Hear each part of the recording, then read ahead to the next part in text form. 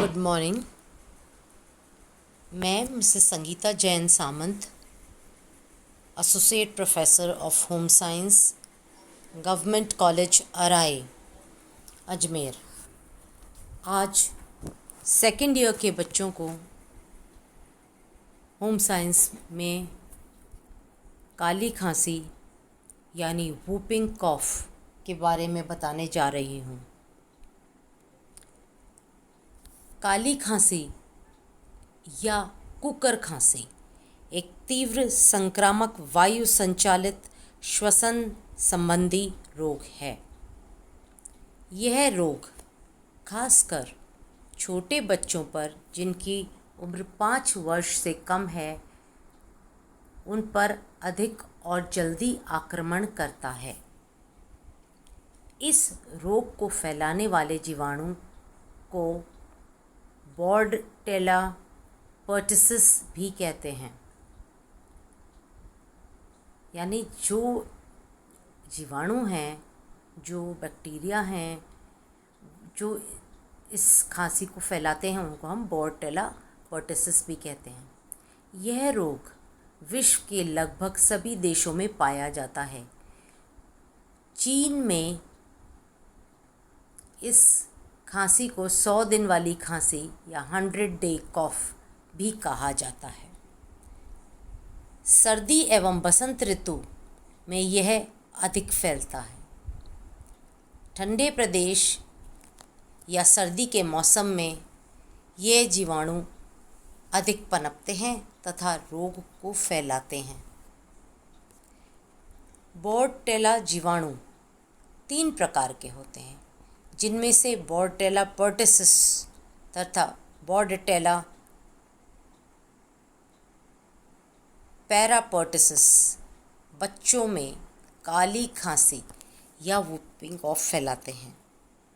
तो ये जो 3 प्रकार के जीवाणु होते हैं बोर्डटेला, उनमें से 2 प्रकार के जो हैं बोर्डटेला पर्टिसिस और बोर्डटेला पैरापर्टिसिस, ये जो हैं वूपिंग कॉफ के से संबंधित है। तथा इसकी तीसरी जाति जानवरों में श्वसन संबंधी रोग फैलाती है। बोर्डटेला पर्टिसिस के जीवाणु श्वसन मार्ग से ट्रैकिया, ब्रोंकाई तथा ब्रोंक्यूल्स में प्रवेश करते हैं। ट्रैकिया क्या होता है? हमारा विंड पाइप, जहाँ से हमारी ऑक्सीजन जाती है। फिर उसके बाद वो फेफड़ों में जाने के बाद ब्रोंकाई जो शाखानुमा होते हैं, और फिर उनकी और छोटी शाखाएं ब्रोंक्यूल्स जो होती हैं उसमें प्रवेश कर जाते हैं। वहाँ के उपकला यानी जो एपिथेलियल टिश्यू लेयर है वहाँ का, उस पर जाकर आक्रमण करते हैं तथा वहाँ पर घाव उत्पन्न कर देते हैं। प्रारंभ में व्यक्ति को हल्का जुखाम व खांसी हो जाती है। 8-10 दिनों के पश्चात यह उग्र रूप धारण कर लेती है। फिर रोगी को खांसी के दौरे पड़ने लगते हैं।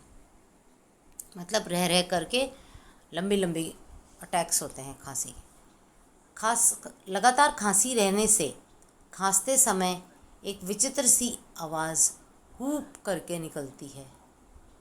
इसलिए यह विचित्र आवाज़ जो हूप करके निकलती है, तो इसलिए हमने इसको नाम भी इसका प्रचलित है वूपिंग कॉफ। अभी हमने रोग फैलाने वाले जीवाणुओं के बारे में बता दिया, बोर्डटेला पर्टिसिस और बोर्डटेला पैरापर्टिसिस। इसका इंक्यूबेशन पीरियड, जिसको हम उद्भवन काल कहते हैं, 7 से 14 दिन होता है। और इसके होस्ट फैक्टर्स यानी पोषक के कारक,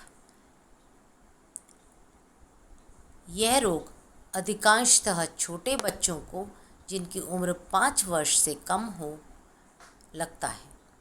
6 महीने के बच्चों को यह रोग बुरी तरह परेशान करता है। कुछ हद तक इसमें मृत्यु भी हो जाती है। लड़के की अपेक्षा लड़कियां इस रोग का अधिक शिकार होती हैं। अब आता है इसका संक्रमण काल। यानी इंक्यूबेशन पीरियड, जो कि हमने थोड़ा सा पहले भी हिंट करा था आपको। लक्षण उत्पन्न होने में, मतलब जीवाणु तो शरीर में प्रवेश कर गए, पर लक्षण उत्पन्न होने में 6 दिन पूर्व से 3 सप्ताह तक लग जाते हैं। अब नेक्स्ट हम बात करते हैं कि वूपिंग कॉफ या काली खांसी के रोग का प्रसार, स्प्रेड ऑफ इन्फेक्शन। यह एक छूत की बीमारी है जो निम्न कारणों से फैलती है। पहला है, जब इस रोग से ग्रसित व्यक्ति खांसने या छींकने लगता है तो लाखों की संख्या में इसके जीवाणु वातावरण में फैल जाते हैं। दूसरा कारण, रोगी के इधर उधर थूकने, नाक के स्राव को जहाँ तहाँ पहुँचने से यह रोग फैलता है। तीसरा, रोगी के बर्तन, कपड़े, रुमाल, तौलिया तथा अन्य वस्तुएं जो उसने उपयोग में ली हैं, वे भी इस रोग का प्रसार होता है। और डायरेक्ट अगर हम रोगी से संपर्क में आते हैं, उसके पास बैठते हैं या मिलते जुलते हैं, तो भी यह रोग फैलता है। नेक्स्ट टॉपिक इसके अंदर है रोग के लक्षण, मतलब सिम्टम्स क्या होते हैं। प्रारंभ में हल्का बुखार व खांसी रहती है। 8-10 दिन के बाद खांसी तीव्र हो जाती है तथा बच्चे को खांसी के दौरे पड़ने लगते हैं। रोगी के खांसते समय आंखें लाल हो जाती हैं, मुंह एवं होंठ नीले पड़ जाते हैं। रोगी को सांस लेते समय कठिनाई का अनुभव होता है तथा लंबी लंबी सांस लेने लगता है। उसके भूख में कमी आ जाती है तथा खाना अरुचिकर लगता है, खाने की इच्छा नहीं करती है। कमज़ोरी आ जाती है और नींद नहीं आती।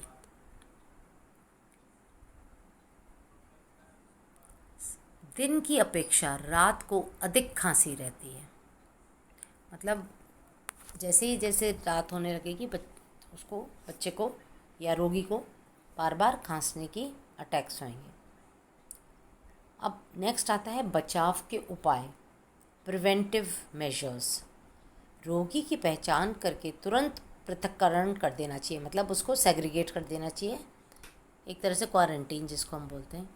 दूसरा, अस्पताल ले जाकर चिकित्सीय जांच शुरू कर देनी चाहिए तथा रोग के निदान हेतु उपचार शुरू कर देना चाहिए। मतलब डॉक्टर का कंसल्टेशन, ट्रीटमेंट का शुरू होना बहुत इम्पोर्टेंट है। रोगी बच्चे को कम से कम 2-3 सप्ताह तक स्कूल नहीं भेजना चाहिए, क्योंकि दूसरे बच्चों को लगने का डर होता है। फिर रोगी बच्चे के साथ स्वस्थ बच्चों को नहीं खेलने देना चाहिए। रोगी के कमरे, वस्त्र, पेंसिलें, खिलौने वह उसके द्वारा ली गई उपयोग में सभी वस्तुओं को विसंक्रमित कर देना चाहिए, मतलब उसका सैनिटाइजेशन कर देना चाहिए। फिर आता है प्रतिरक्षण यानी इम्यूनाइजेशन। ये सबसे इम्पोर्टेंट है। समय से डीपीटी का टीका लगाकर बच्चों को इससे बचाया जा सकता है। डीपीटी आपने सुना होगा, छोटे बच्चों को डीपीटी का एक टीका, दूसरा टीका, तीसरा टीका, चौथा टीका, इस तरह से लगते हैं। डीपीटी का टीका मृत बैसिलस, डेड बैसिलस जो होता है, उससे तैयार किया जाता है। यह टीका 1.5 माह से शुरू कर दिया जाता है और 9 माह तक की उम्र तक 3 खुराक में दी जाता है, मतलब डीपीटी 1, डीपीटी 2 और डीपीटी 3। फिर उसके बाद आता है डीपीटी बूस्टर। यह टीका 1.5 माह से शुरू होकर, हमने बताया, 9 माह की उम्र तक 3 खुराक में दिया जाता है। 2 टीकों के बीच कम से कम 1 माह का अंतराल भी रहता है। अगर पहला डीपीटी का टीका मान लीजिए 1.5 माह में लिया गया, तो दूसरा 2.5 माह में, तीसरा 3.5 माह में देना होगा।